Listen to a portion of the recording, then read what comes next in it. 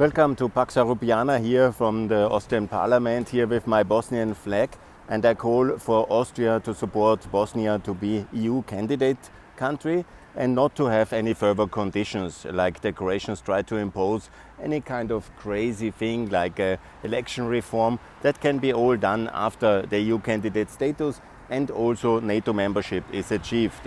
Because even more important than EU candidate status is the NATO membership of Austria, and here Austria plays a crucial role because we are also securing that beautiful country with our soldiers in the framework of NATO, and it's very important that Austria makes a good role model and joins NATO together with Bosnia and with Kosovo, by the way. Kosovo, please recognize the Republic of Kosovo. That's also very important now to get this done.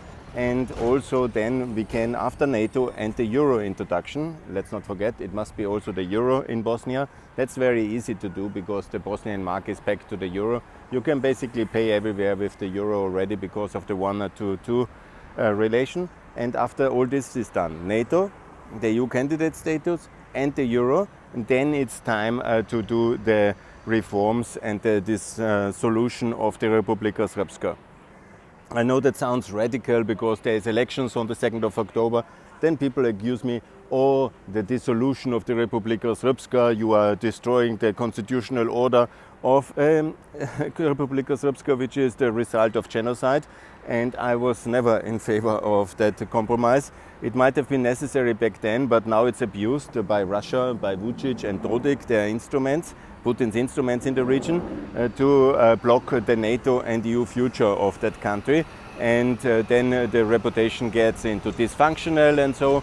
And I call for the dissolution of the Republika Srpska. Dodik can also call for the dissolution of Bosnia. I call for the dissolution of his genocidal statelet, where today I was there now and I've seen exactly what kind of symbolism they use with Gavrilo Princip, what Mlada Bosnia and Ivo Andrić and all these things. I was there in Andrićgrad and I saw exactly what kind of thinking and ideology they are promoting there. They have done nothing as a memorial in Prijedor for genocide. They have not attended the Srebrenica genocide.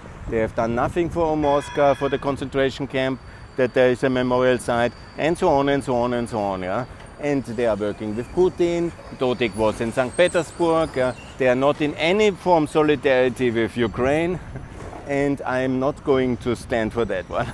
No, they must be dissolved. I have a much better proposal for the Bosnian Serbs.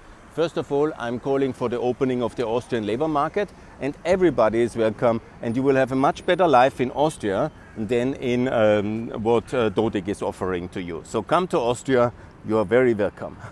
The second thing is also that we have in Austria a federal system. We have 9 federal states, Bundesländer, and instead of some entities, and first of all the Republika Srpska, which is really very problematic, I'm calling to resolve it into 3 different Bundesländer.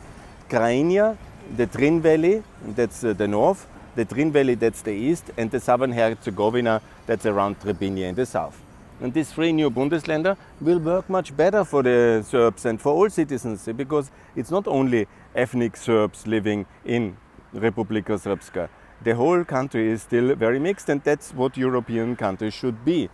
The future is of a federal Bosnia in federal European Union, and that should be very clear and very fast. And I'm not standing for any kind of Croatian thing here as well. They want to have a third entity. So they want from the messy situation even a more messier situation, just because of the HDZ and their power pretensions.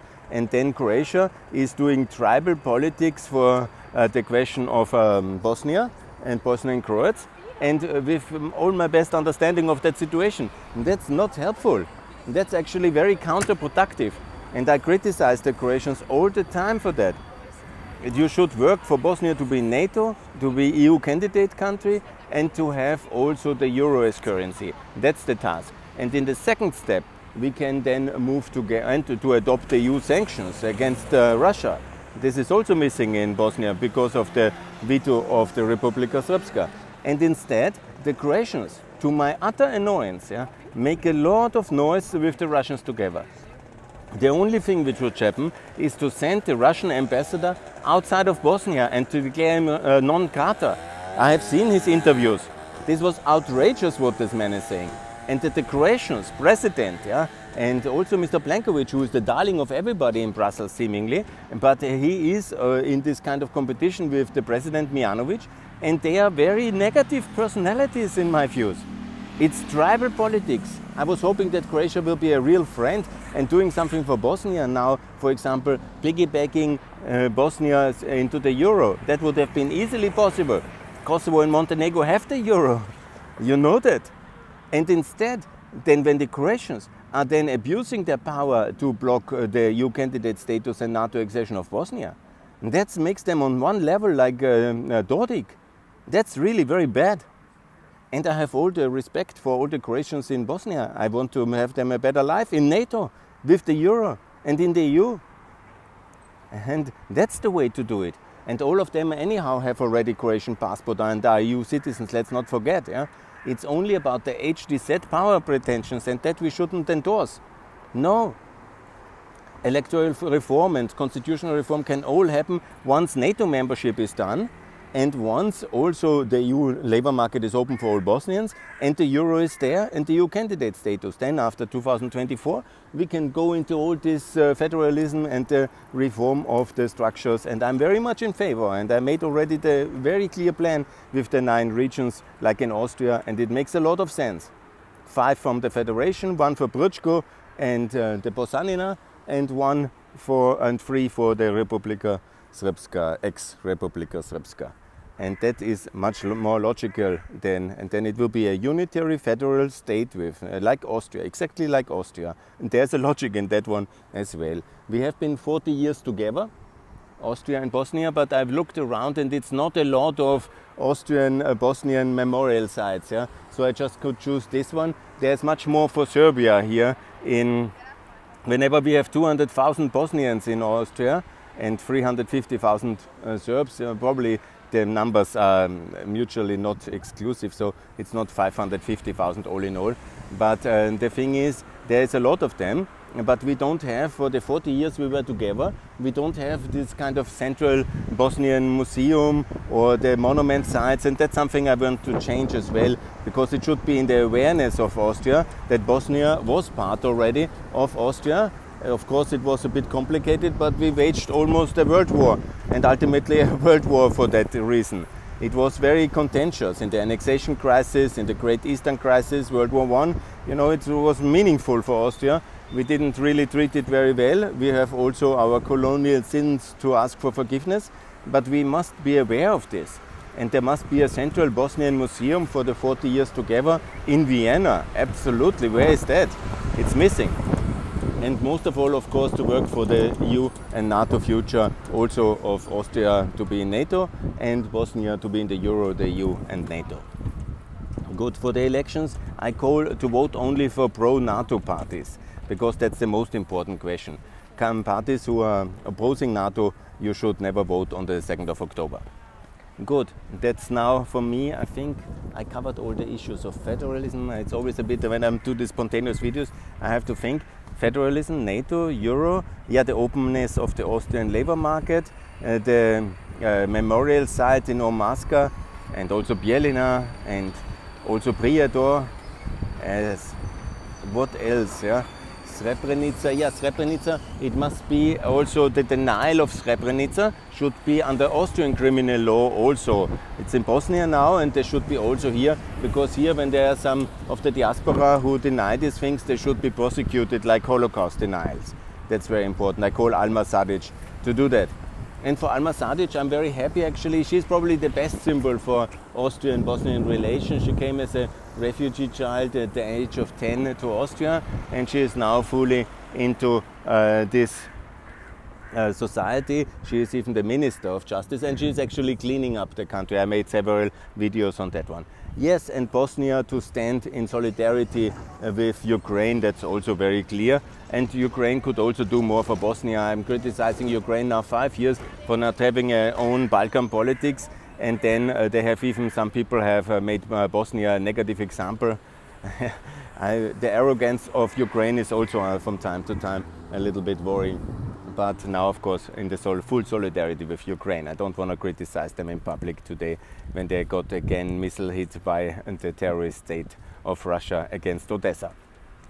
Yes, I'm against a Bosnian-style compromise peace for Ukraine, to be very clear. But I'm for Ukraine to have active policy to see the support of Bosnia and to be together in the European Union. That's very clear. Yeah, I think I covered all the issues now. And yes, let me conclude for Bosnia to be part of the European Union 2029. These are the steps to take. And by the way, there are more Muslim extremists in France than in Bosnia. So no kind of this negative bullshit propaganda, please, Mr. Macron. What else? It was wonderful to be there. I've now been much more knowledgeable about Bosnia. I've been also in the east, I've been in the south, I've been in the north. I know now many parts. I have not been to Zenica. There's still a lot I have to learn about Bosnia, but I will learn in the coming weeks because I will be very active now to support Bosnia's EU integration, and I hope that you will all support this. We have seen there is a lot of populism in Austria. The enlargement is not very popular. The countries are all, you know, there is about 40% opposition, between 40-50 and 20 support. So we need to do a lot, but I blame the Austrian political elite, the failed elite of Austria, who is not able to communicate that Bosnia is our friends. And so many of them work already here, and more should work here, and we have so much links, and it's a wonderful place to visit for tourism. And how can anybody be against Bosnia in the European Union if this is not explained because of you know, only populists sitting in television and people who have never been there talk about Bosnia? I mean, this is so shameful.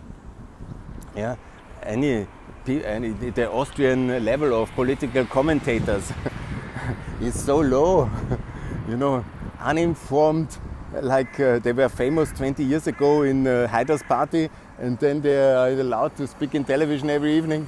It's unbelievable. Anyhow, this is clownish almost. Good, I think I covered all the issues. I will think more about more issues, and I call for a central museum for Bosnian and Austrian history. The 40 years together should be documented, and also then to be very active for Bosnia in the EU, in NATO and in the Euro. And if there is any other more important strategic priority for Austria, I really don't know that. And please support Ukraine wherever you can. Thanks a lot, and more to come from Pax Europiana here on this beautiful day. Bye.